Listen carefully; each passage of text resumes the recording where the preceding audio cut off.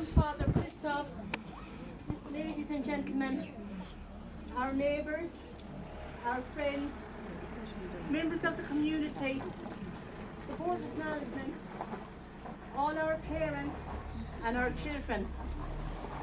It gives me great pleasure to be here today with all of you, all our village people, all our children, all people from other communities and other villages whose children attend our school, all past pupils. Thank you so much for coming on such an auspicious occasion as is today, when we raise our national flag in commemoration of the 1916 Rising. This morning, one of the children, when they came into school, said, "Good morning, Miss. Happy National Flag Day." So I wish the same to each and every one of you. In our proclamation of 1916, its aspirational ideals envisaged that all of us would cherish the children of the nation equally. We all hope to live up to this ideal today in cherishing our children, who are so important and who are our future. Without further ado, I'm going to ask and invite our eldest pupil, Kieran, and our youngest pupil, Emily, present here with us today in the company of our teacher, Miss McNay, to raise our national flag.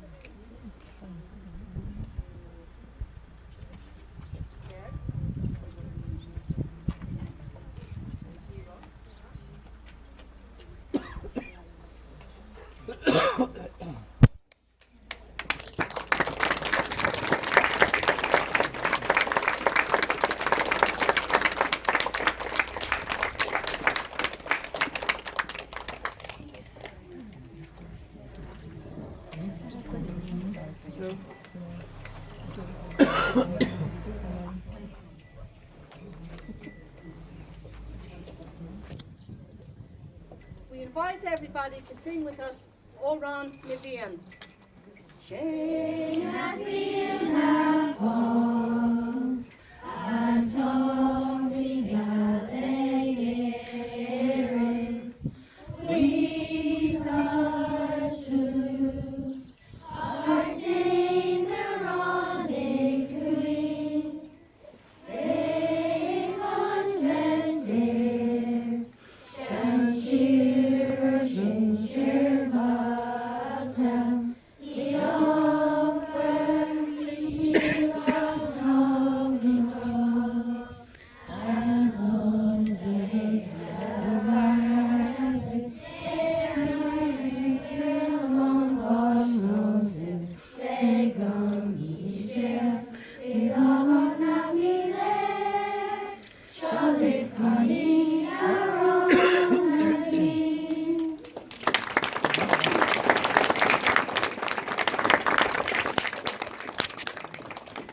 The children have prepared some readings for today, and firstly, I'm going to call upon Deborah, and the children have written a new proclamation for the future, a new idealism for how they hope the Ireland of the future is going to be for them and for future generations.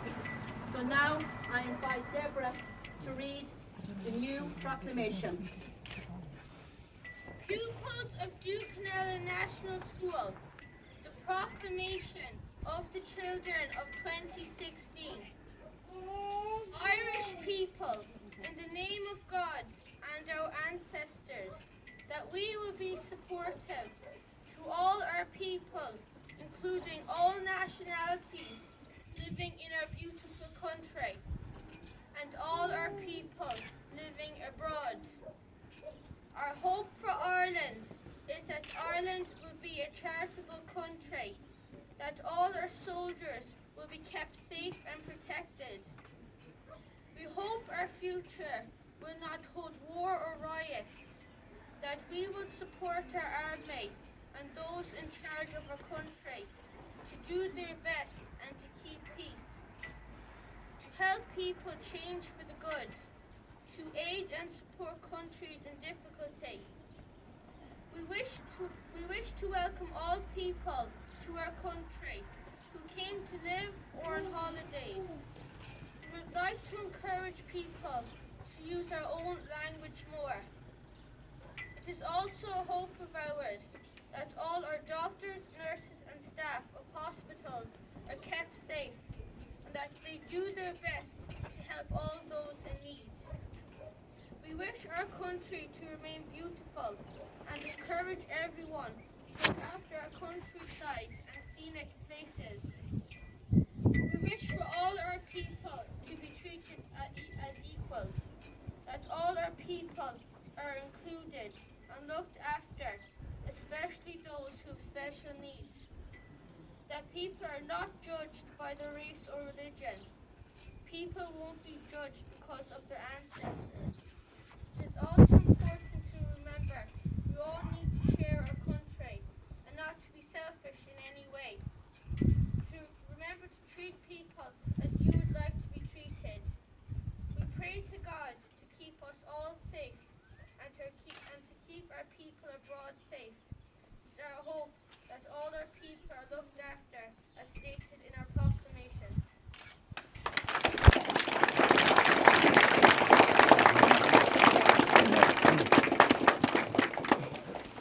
Now I will invite Mariana and Marie to read the 1916, the original proclamation.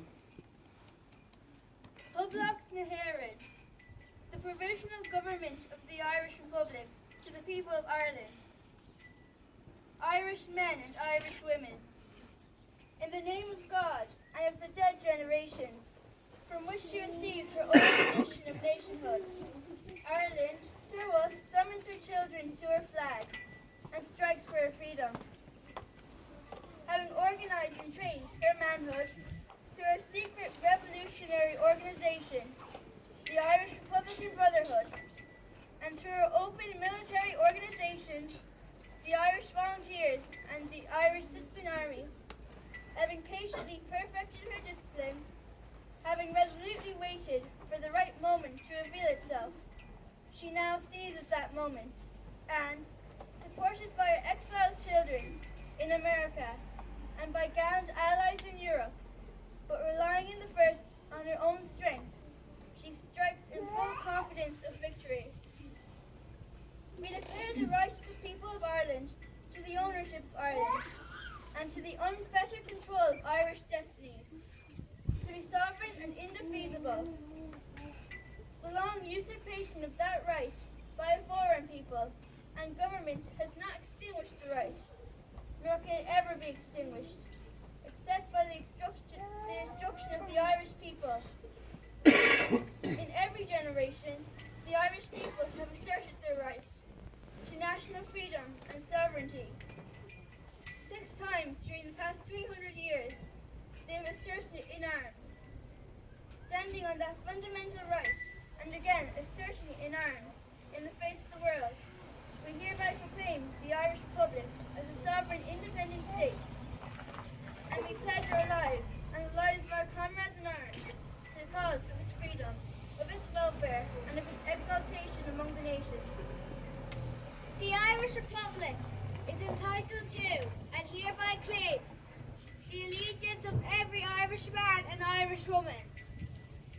The Republic guarantees religious and civil liberty, equal rights, and equal opportunities of all its citizens, and declares its resolve to pursue the happiness and prosperity of the whole nation and of all its parts, cherishing all the children of the nation equally and oblivious of the differences, carefully fostered by an alien government, which have divided a minority in the past. Until our arms have brought the opportune moment for the establishment of a permanent national government, representative of the whole people of Ireland, and elected by suffrages of all her men and women, the provisional government, hereby constituted, will administer civil and military affairs of the Republic in trust for the people. We place the cause of the Irish Republic under the protection of the Most High God, whose blessing we invoke upon our arms, and we pray that no one who serves that cause will dishonor by cowardice, inhumanity, or rapine. In this supreme hour, the Irish nation must, by valor and discipline, and by the readiness of its children to sacrifice themselves for the common good, prove itself worthy of the august destiny to which it is called.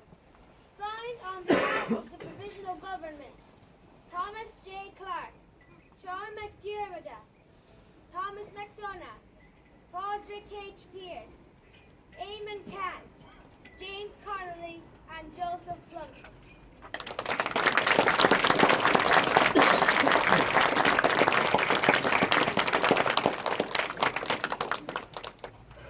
And finally, I invite Caelan to read for us a passage entitled The Tricolour. The tricolour. Even though our Irish flag was flown on top of the GPO during the Easter Rising, it was not its first time flown. It had been first publicly flown in Watford City in 1848 by a young man named Thomas Marr. Our flag is known as the Thomas Marr flag. The reason being is that the flag was presented to Marr and his friends, William Smith O'Brien and Richard O'Gorman, when they went to France to congratulate the French on overthrowing King Louis Philippe. A group of French women had woven a beautiful tricolour from French silk. When he arrived back in Dublin, he presented the flag to the citizens of Ireland, explaining that the white in the centre represented a lasting truce between the orange and green. The green represented the nationalists, and the orange represented the unionists. The white represented lasting peace between two cultures. The flag represents a lot more today. There are many religions in Ireland now, and according to our constitution, every person is allowed to be part of the independent Irish nation. Regardless of religion, it is a significant symbol of the rising, as it was during this time that it became more recognised as a national flag of Ireland. There are many rules for using the national flag. Number 1, no other flag should be flown higher than it. Number 2, it should never touch the ground. Number 3, it should never be defaced. And number 4, it should be replaced when worn or free.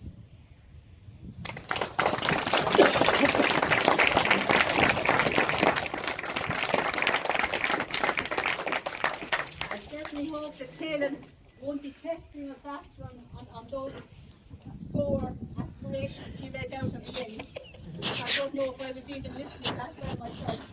So no test for us, Caelan. Now, lastly, I'd like to invite the children to play the harp.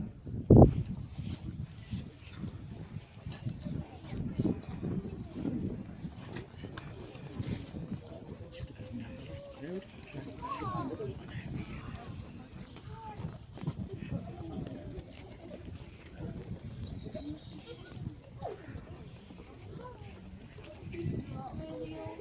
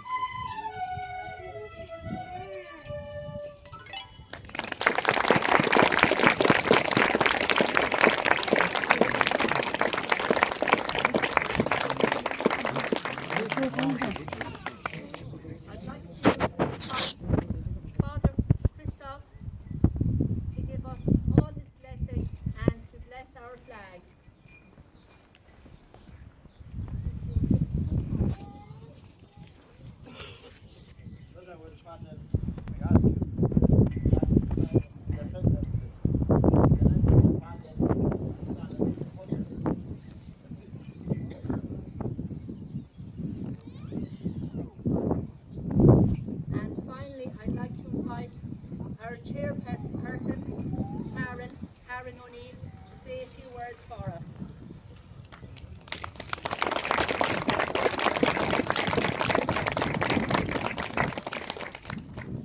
Well, firstly, I just want to thank a few people. First of all, Jake Scott for doing the photography today, and for Eire for doing the video. I would also like to thank Corey Carr, who erected the flagpole free of charge. And of course, we'd like to thank our principal, Kathleen Carr, and Vice Principal Sharon, for all the continued good work